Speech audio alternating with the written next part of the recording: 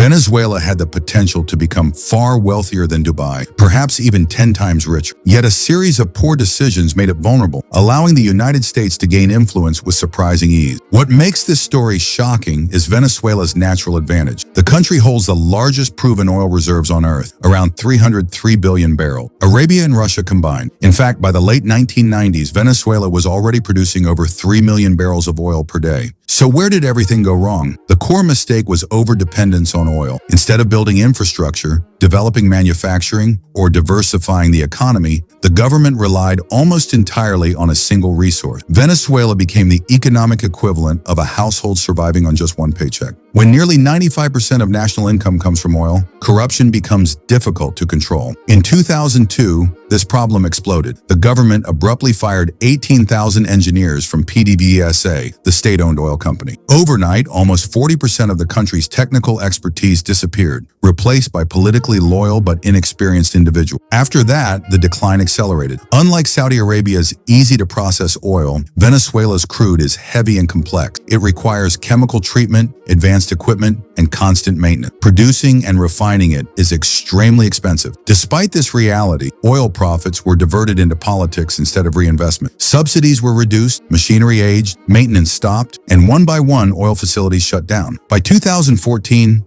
the economy collapsed. To cover losses, the government began printing money aggressively, triggering hyperinflation that reached nearly 1 million%. During this chaos, China benefited the most, securing cheap Venezuelan energy. But this raised alarms in Washington, because cheap energy fuels growth, industry, and long-term power. Starting in 2017, the United States responded with heavy sanctions. Later, Venezuela assured the U.S. that it would prioritize selling energy to America over China. Still, Venezuela's vast reserves, oil, gas, gold, iron, fresh water, and critical battery metals, made it strategically irresistible.